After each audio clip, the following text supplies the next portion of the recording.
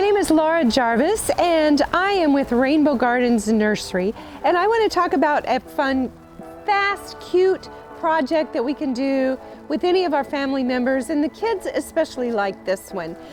Let's plant some sunflowers. Sunflowers come up fast, and if we're planting now in January, then they are going to be ready to set out into the garden approximately the first to second week in March. I can start these really pretty much any time. I want to get a little jump on spring. It's just something that grows fast and gets everybody involved quickly. So the largest of the sunflowers is the mammoth, and those are the fun ones because we can use these either for bird seed or we can use these for sunflower seeds to eat. They are the largest of the seeds, and unlike the small seeds that we just press into the soil, these we actually put into the soil a little bit deeper.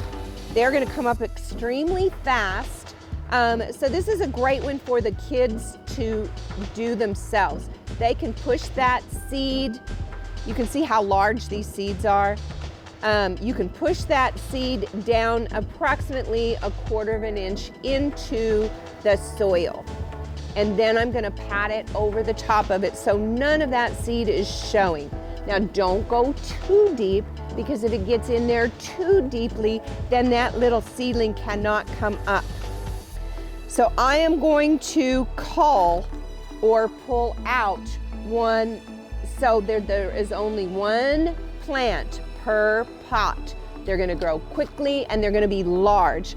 I am going to plant 2 or 3 seeds in each one, and I'm going to pull out the weakest of those seeds. I like Sunspot. It is a dwarf sunflower, and these are great for your flower beds, and they are extra cute in pots. So Sunspot, I am going to use probably 3 or 4 in one pot that's about 14 inches to 16 inches. So again, I'm going to plant 3 of them. They are not near as large as the mammoth. This is a dwarf, so it's a smaller seed. And I'm not going to put those in as deeply. So maybe 1/8 of an inch into the soil or less, but still totally covering up that seed so you can't see it at all. These are going to come up quickly. We're going to be able to get those out in the garden, and those kids are going to be able to watch that sunflower almost every single day. And for those of you who don't know, the cool thing about sunflowers is when they bloom, they are facing the sun. No matter where that sun is in the morning, that little sunflower is going to be facing the east, and as it goes around and sets in the west, that face is going to move. So no matter when they go out, they can check and see if that little face is facing towards the sun. Pretty cool. They'll enjoy that. Once we go to harvest, we want the head of the sunflower. When we're looking at the big mammoths, they get huge. You're talking about 6, 7, sometimes 8 feet tall. The heads of these are going to be about this large.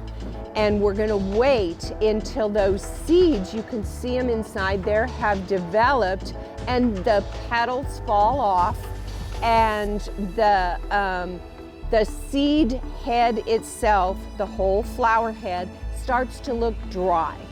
We're going to harvest that, we're going to let it dry, and then we're going to take all of the seeds out of that and separate it from all of the flower parts, the old petals and what it's stuck in. Then we're going to take all of those seeds and make sure they're clean. You can rinse them off. We're going to soak them in a salt water. Soak them for several hours, up to possibly maybe overnight, 6 or 7 hours in a salt water. Once they have soaked, Then I'm gonna dry those off, pat them dry with paper towels, and I'm gonna lay them all flat so they're not touching each other on a cookie sheet. And I'm going to put them into the oven at the very lowest settings that we can put. So we're talking about 200, 250, something like that. You can even open the door of the oven just a little bit so that heat just goes through and out. We want to slow roast those. We don't want to bake them and fry them and have them too crispy on the inside. We want those kernels just nicely dried. So that's going to take several hours. And once they are sufficiently dried, you can let them cool off, and then they're ready to eat. And the kids are going to love that. Fresh sunflower seeds right out of their garden. Try it.